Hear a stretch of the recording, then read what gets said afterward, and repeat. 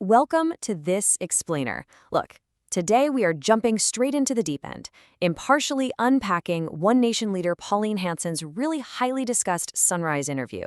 We're going to look at the exact polling data that triggered the whole segment, we'll map out her stated policy platforms, and we'll cut through all the political noise using strictly the facts presented. So let's get right into it. Here is our roadmap for today. First, the latest polling numbers. Then, her monoculture argument, her clarified stance on maternity leave, her political strategy, and finally, her team's economic proposals. Section 1. The latest polling numbers. Okay, so this entire discussion was sparked by a major shift in the federal election landscape right after Hanson's National Press Club speech. Just look at this snapshot of primary support. We've got One Nation steaming ahead at 31.5%, leaving Labor behind at 27%, and the coalition trailing way back at 17%. I mean, this is the exact leverage that made this interview such a focal point for the morning news. Now, you might be wondering about that specific 31.5% figure. The hosts actually described it as a meteoric rise. And it makes sense why. It's a 2% jump for One Nation, happening at the exact same time Labor dipped by 1%. This specific surge is the momentum Hanson is clearly trying to capitalize on. Section 2.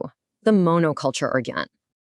So what does living under a one-nation government actually look like in practice? Well, Hanson argues fiercely against fragmented groups living under different rules. She specifically cited concerns over Sharia law, for instance. Instead, she's advocating for a monoculture. Think of it kind of like her Suckaroos analogy. Just like Australians rally under one single flag at the Olympics, regardless of their background, she envisions a society united under a single set of laws and one cultural umbrella. And when she was pressed on whether a multiracial society can share values while still keeping individual cultures, she pushed back hard. She pointed straight to Japan as a successful working model of a monoculture. She even brought up a survey claiming 66% of Australians prefer this model, adding that global leaders, including former Prime Minister John Howard, have admitted that multiculturalism just hasn't worked. The absolute linchpin of this assimilation argument comes down to one massive number, 872,000.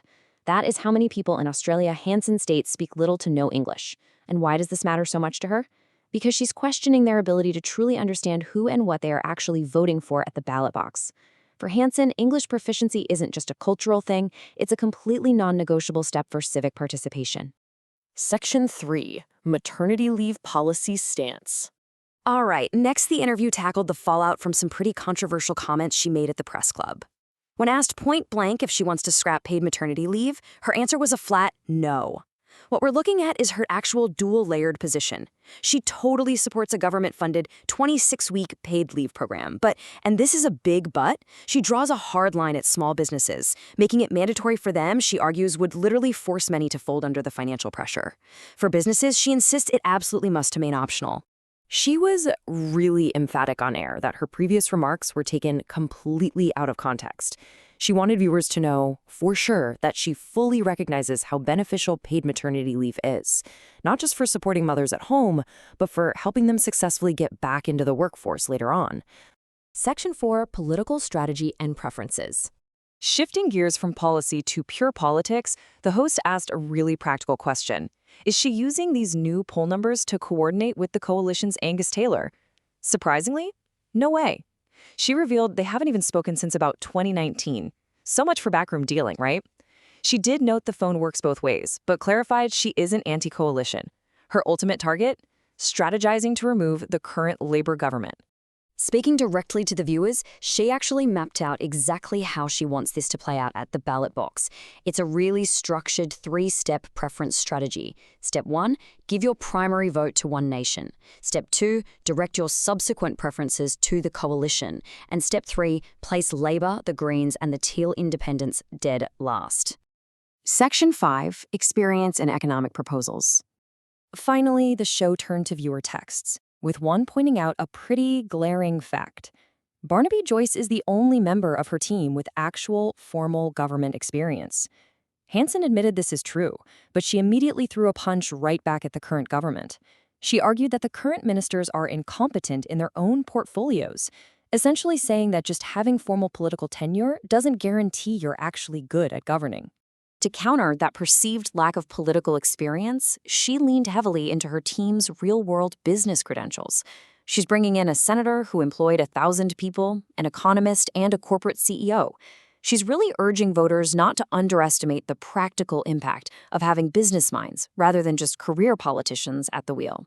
Now, when she was pressed on the crushing cost of living, which we know is huge right now, and whether she'd increase Centrelink payments, she offered a completely different route.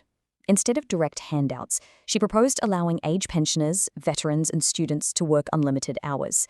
They'd pay tax on those earnings, but, and this is the crucial part, they wouldn't lose their underlying benefits or healthcare cards. It's a highly targeted pathway to let people earn more without being penalized for it. But she positioned these targeted fixes inside a much larger macroeconomic warning. Australia is facing a $1 trillion debt, and Hanson insists she won't make policy on the run. Her ultimate goal? Take a scalpel to government spending, cut out the waste, and use those exact savings to reduce taxes for everyday Australians. As we wrap up this explainer, we really have to look at the big picture here. We've seen a dramatic 31.5% polling peak, a hardline stance on monoculture, and a very calculated preference strategy designed to upend the current government. So the provocative question we are left with is this. Will this specific blend of cultural ideology and targeted economics actually reshape the upcoming federal election, or is it just a fleeting polling bump? Whatever happens, the major parties are officially on notice. Thanks for joining us to break down the facts, and we'll see you next time.